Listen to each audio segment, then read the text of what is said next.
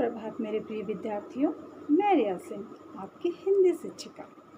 आज मैं आपको अनेक शब्दों के लिए एक शब्द बताने जा रही हूँ। हम अनेक शब्दों का एक शब्द क्यों पढ़ते हैं?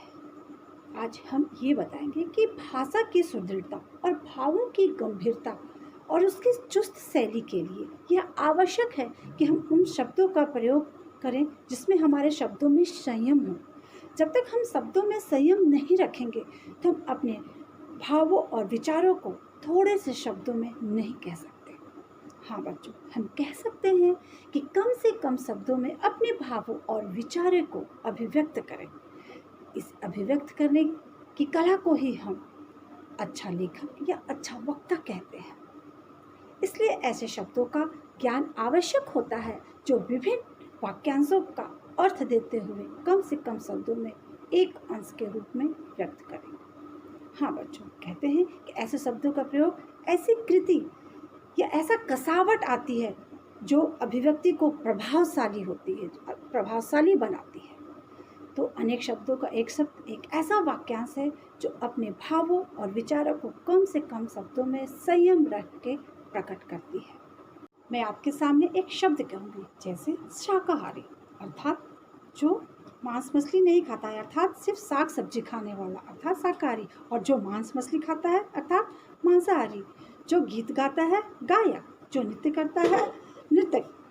जो मंदिर जाता है, अर्थात पुजारी। तो इसी तरह अनेक ऐसे शब्द हैं जिनका हम अनेक शब्दों के एक शब्द में रूप में प्रयोग करते हैं। अर्थात जो कविता लिखता है, कवि। जहाँ जाना कठिन हो, दुर्गम। माह में एक बार होने वाला, मासिक।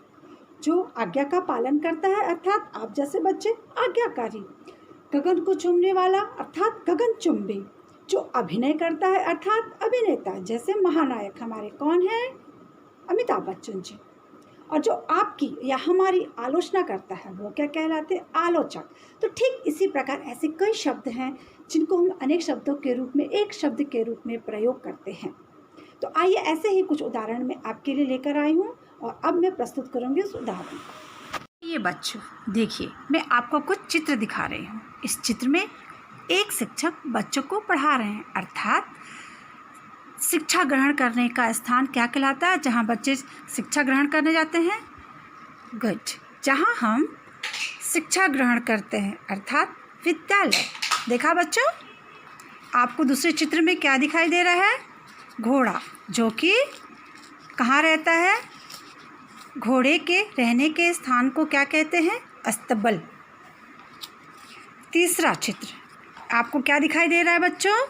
हॉस्पिटल, अर्थात जहाँ पर मरीजों का इलाज किया जाता है, अर्थात अस्पताल। इस चित्र में आपको क्या दिखाई दे रहा है बच्चों? एक शिक्षिका जो कि आपको पढ़ाती है, यानी जो आपको पढ़ाता या पढ़ाती हैं, क्या कहलाते हैं? जो आपको पढ़ाते हैं वो शिक्षक कहलाते हैं और जो आपको पढ़ाती हैं वे शिक्षिका कहलाती हैं, अर्थात जो हमें शिक्षा देते हैं वो शिक्षक कहलाते हैं। पांचवें चित्र में आपको क्या दिखाई दे रहा है बच्चों? या जो पानी बहने से रोकता वो पाइप जोड़ता हो, नलसाज, अर्थात प्लम्बर।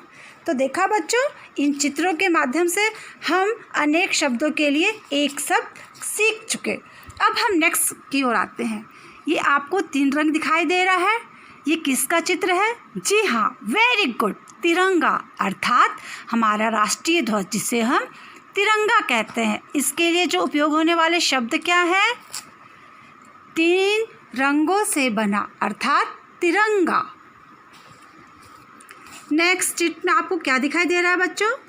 जी हाँ, यहाँ पर एक शिक्षक खड़े हैं और पुस्तक है। तो जहाँ पुस्तकें रखी जाती हैं, अर्थात पुस्तकालय। नेक्स्ट पिक्चर में क्या है बच्चों? हाँ, जहाँ पर अपराधियों को रखा जाता है, अर्थात जेल।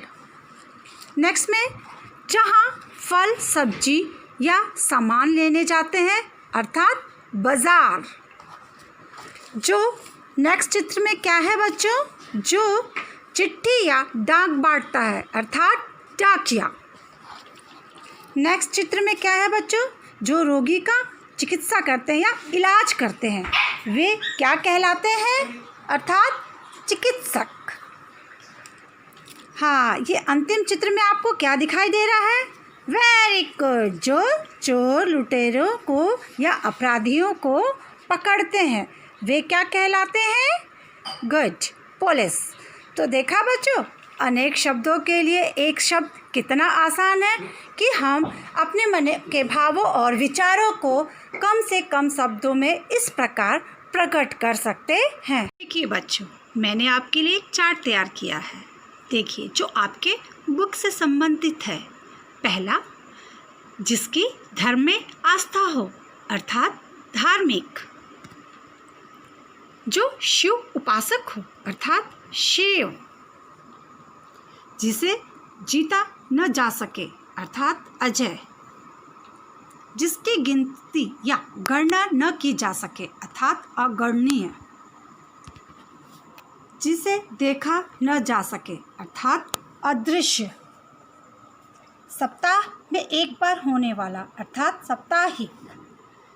माह या महीने में एक बार होने वाला अर्थात मासिक। जिसे पढ़ना लिखना आता हो अर्थात साक्षर। जानते हैं, सरकार ने साक्षरता अभियान चलाया है, जिसके अंतर्गत कितने भी वर्ष के उम्र की आयु के लोग हों उन्हें पढ़ना, साइन करना, अपना नाम लिखना आना चाहिए, जिसे साक्षरता अभियान कहा जाता है। तो जो पढ़ा लिखा हो अर्थात हर व्यक्ति को साक्षर होना चाहिए अर्थात जिसे पढ़ना लिखना आता हो। विधवा, जिसके पति की मृत्यु हो गई हो, यानी जिसका पति मर गया हो, उसे हम क्या कहते हैं? विधवा। जिसके समान दूसरा न हो अर्थात अद्वितीय। तो देखा बच्चों आपने कि किस प्रकार अनेक शब्दों के लिए एक शब्दों का चयन किया गया है।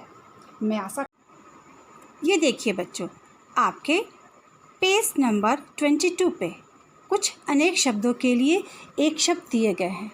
इसे हमने 2 भागों में विभाजित कर दिया है। पहला भाग धार्मिक, यानी जिसमें धर्म में आस्था हो से लेकर जिसके समान दूसरा न हो, अद्वितीय, यहाँ तक A से 1 का भाग है। इससे नीचे का भाग A से 2 का भाग है, जो आप A से 2 के एग्ज़ाम में करेंगे। अभी हमें पढ़ना है सिर्फ यहाँ तक, ठीक है, जो कि A से 1 का भाग है। तो इसे आप अपनी कॉपी में लिख चुके हैं और आपको सिर्फ अभी A से 1 के लिए इतनी ही तैयारी करनी है। बाकी A से 2 में आएंगे, जिसे आपको अभी नहीं पढ़ना है। सिर्फ यहाँ तक ये पूरा आपको A से 1 के लिए तैयार करना है। मैं आशा करती हूँ कि आपको यहाँ तक मेरी बात अच्छी तरह से समझ में आ गई होगी। आशा करती हूँ कि आपको मेरा ये वीडियो बहुत पसंद आया होगा और आप भी इसी तरह बना के लिखने का अभ्यास करेंगे। और आपको अगर कोई भी चीज़ समझ में नहीं आती है तो आप व्हाट्सएप के माध्यम से अवश्य रूप से पूछेंगे। आपका दिन शुभ हो।